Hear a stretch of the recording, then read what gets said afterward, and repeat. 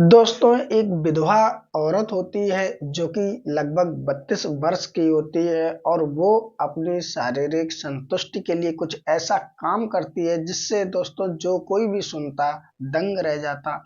वो एक beauty parlour का काम भी करती थी। उसकी ब्यूटी पार्लर की दुकान थी जो कि स्वयं संचालिका थी। वो शाम को, वैसे तो वो विधवा थी, लेकिन शाम को वो सज धज करके एकदम नई दुल्हन की तरह बिल्कुल मांग में सिंदूर भर करके किसी के कमरे में जाया करती थी और जाने के बाद फिर दोस्तों कुछ ऐसा काम किया करती थी।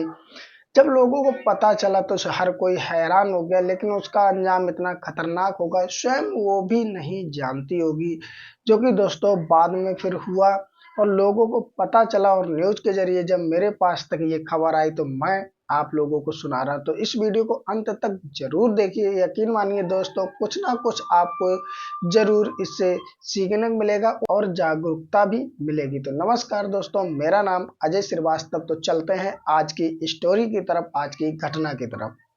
दोस्तों, आज की जो कहानी है, ये कहानी है उत्तर प्रदेश से और उत्तर प्रदेश के अंतर्गत एक जिला पड़ता है कानपुर। और कानपुर के अंतर्गत एक जगह लगती है हरवंश मोहाल थाना। और हरवंश मोहाल थाना के अंतर्गत एक ब्यूटी पार्लर की दुकान थी। और वो दुकान किसी और की नहीं थी, उसी औरत की थी जो कि विधवा थी, 32 साल की थी। दोस्तों, उसका नाम था प्रिया। प्रिया जो होती है दोस्तों, कुछ साल पहले की बात करें, प्रिया की शादी होती है। प्रिया हंसी खुशी से रहती है, अच्छे से उसका गुजारा चलता है, परिवार चलता है, अपने पति के साथ बहुत ज्यादा वो खुश होती है। धीरे धीरे समय गुजर रहा होता है और प्रिया के एक बच्चा हो जाता है। और दोस्तों, जब एक बच्चा हो जाता है तो मानो कि घर में बहुत सारी खुशियां आ जाती हैं।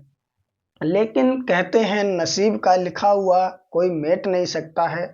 और प्रिया के अचानक ऐसी घटना घट जाती है जिससे उसका हंसता खेलता हुआ परिवार बर्बाद हो जाता है। दोस्तों, प्रिया के जो पति थे उनकी अचानक ही मृत्यु हो जाती है और मृत्यु होने के बाद में अब प्रिया का जो जीवन था वो अंधेरों से ढक जाता है। कहते हैं ससुराल में पत्नी के लिए पति से बढ़कर के कोई होता नहीं है। दोस्तों, प्रिया का एक बच्चा होता है। दोस्तों, अब कुछ समय तो वो ससुराल में रहती है, लेकिन जब पति ही खत्म हो जाए तो किसके सहारे वो रहेगी। उसके बाद में वो ससुराल छोड़ करके अपने मायके आ जाती है। अब मायके में आने के बाद में जब वो रहना चालू कर देती है परमानेंट मायके में, तो दोस्तों वहां भी उसे काफी दिक्कतों का सामना करना पड़ता है, क्योंकि कुछ खुद की जरूरतें होती हैं, खर्चे भी होते हैं। दोस्तों, वो कैसे पूरा करे। अब उसका एक बच्चा भी था। अब वो दोस्तों एक ब्यूटी पार्लर की दुकान खोलती है जो कि हरवंश मोहाल थाना के अंतर्गत ही पड़ती है। और वो उसका मायका जो कि रहने वाली थी वो चमनगंज की निवासी थी। दोस्तों, अब प्रिया वहां पर ब्यूटी पार्लर चलाती है और अपने घर का भी खर्चा गुजारा करती है। लेकिन दोस्तों, लोगों ने देखा कि ये जो प्रिया है दिन भर तो काम करती है, लेकिन शाम को जब वो सज धज करके बिल्कुल नई दुल्हन की तरह मांग में सिंदूर भर करके एक दो बार किसी ने जाते हुए उसे देखा, तो लोग जो थे वो देख करके पहले तो अपनी आंखों पे विश्वास ही नहीं करते कि ये सच में ये विधवा प्रिया ही है या कोई और है। जब वो देखते हैं और इसकी पुष्टि कर लेते, यानी कि पहचान जाते कि ये प्रिया ही है, तो उनके मन में अब कई सारे सवाल चलने लगते कि आखिरकार जब प्रिया विधवा है तो ये किसके नाम का सिंदूर भरती और ये शाम को कहाँ जाती है। दोस्तों, अब समय धीरे धीरे गुजर रहा था, लेकिन कोई कुछ कह नहीं रहा था। किसी को क्या पड़ी है प्रिया के पर्सनल मामले में दखलंदाजी करने की। दोस्तों, समय धीरे धीरे गुजरता रहता है और 19 जनवरी को प्रिया फिर से तैयार होती है। और तैयार होने के बाद में वो किसी के यहाँ जाती है। और जाने के बाद में दोस्तों किसी के यहाँ पहुंचती है और पहुंचने के बाद में वो समय गुजारती, लेकिन उसके साथ में जिस व्यक्ति के यहाँ वो गई थी उसके साथ में उसकी कहा सुनी होती झगड़ा होता है। दोस्तों, वो व्यक्ति इतना गुस्से में आ जाता है कि उसकी प्रिया की हत्या कर देता है। जब दोस्तों वो हत्या कर देता है तो वहाँ की जो घर में और जो लोग थे, ये एक नाम था जिसका नाम राजकुमारी शर्मा था। दरअसल वो मकान उसका ही था और वो व्यक्ति भी उसी के मकान में किराए पर रहता था। वो तुरंत ही जब देखती है कि जो ये प्रिया है उसकी हत्या हो चुकी है, तो वो पुलिस वालों को तुरंत ही फोन कर देती है हरवंश महल थाना में, और पुलिस वाले मौके पर आ जाते हैं। दोस्तों, अब वो व्यक्ति कौन था और क्यों प्रिया की हत्या कर दी, और प्रिया आखिरकार इस तरह सज समर के क्यों जाती थी उसके पास में, अभी तक ये एक राज है। तो दोस्तों, अब जानते हैं इसके बारे में। अब पुलिस वाले जो होते हैं उस व्यक्ति को ढूंढना चालू कर देते हैं जिसने प्रिया की हत्या की थी। दोस्तों, पुलिस वाले कुछ मेहनत के बाद में उस व्यक्ति को भी पकड़ लेते हैं और उससे पूछते हैं कि आखिरकार तुमने इसकी हत्या क्यों की। अब जो वो व्यक्ति होता है वो फंस जाता है। अब पुलिस वालों ने पकड़ भी लिया था और पुलिस वालों के पास में बहुत सारे ऐसे तरीके होते हैं सच्चाई उगलवाने के, जो फिर व्यक्ति तोते की तरह पढ़ देता है। तो वो व्यक्ति सोचता है कि क्यों ना ये अपना तरीका अपनाए, तब मैं बताऊं, इससे पहले अभी बता दूं तो कम से कम उन तरीकों से तो वो बच जाएगा। और दोस्तों, होता भी ऐसा है। पुलिस वाले उसका नाम पूछते तो वो अपना नाम बताता है अजय मिश्रा।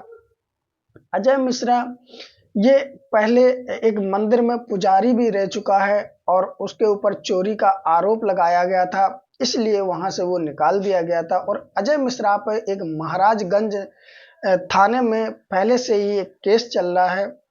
अजय मिश्रा बताता है कि आज से लगभग मैं 8-9 महीने पहले मैं यहाँ पर आया था, और आने के बाद में जो ये हरवंश महल थाना क्षेत्र है, इसी में एक मोहल्ला पड़ता है, गड़रिया मोहल मोहल्ला।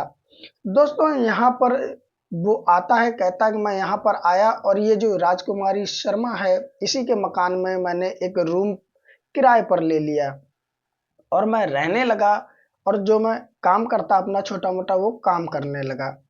लेकिन जब उसी में वो रहता है तो वो थोड़ी दूरी पर देखता है कि एक ब्यूटी पार्लर की दुकान है जो कि उसकी संचालका प्रिया ही होती है, जो कि वो चमनगंज निवासी होती है।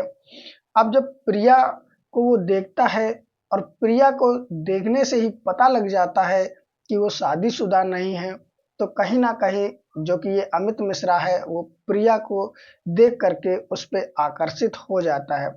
अब ये दोस्तों, अमित मिश्रा जाया करता था और बार बार चक्कर लगाया करता था और प्रिया की दुकान के सामने बैठ करके उसे देखा करता था।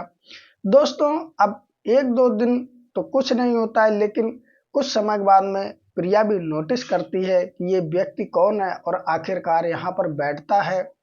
अब प्रिया उसको देखा करती थी और अमित मिश्रा जाया ही इसलिए करता था। थोड़ा समय बीता, उसके बाद में अमित मिश्रा जाके प्रिया से कहता है कि तुम बहुत ज्यादा खूबसूरत हो और मैं तुम्हें प्यार करने लगा हूँ, इसीलिए मैं आकर यहाँ घंटों घंटों बैठता हूँ। प्रिया दोस्तों पहले से शादीशुदा थी, लेकिन उसका पति खत्म हो चुका था, इसलिए वो विधवा थी। और दोस्तों, कहते हैं कि जिस तरह पेट की भूख लगती है उस तरह शारीरिक भूख भी लगती है व्यक्ति को। अब प्रिया तो विधवा थी और कहीं ना कहीं प्रिया भी अमित मिश्रा की तरफ आकर्षित हो जाती। अमित मिश्रा जो था वो भी शादीशुदा था, लेकिन उसकी पत्नी के साथ में तलाक का केस अभी चल रहा था। अब दोस्तों, जो प्रिया होती है वो भी अमित को पसंद करने लग जाती है और इन दोनों में प्रेम प्रसंग चलने लगता है। अब दोस्तों, जब प्रेम प्रसंग चलने लगता है तो जो प्रिया होती है वो अपनी फिर सच्चाई बताती है कि मेरे पति 2022 में खत्म हो गए थे और उसके बाद से मैं अपने मायके में ही रह रही हूँ।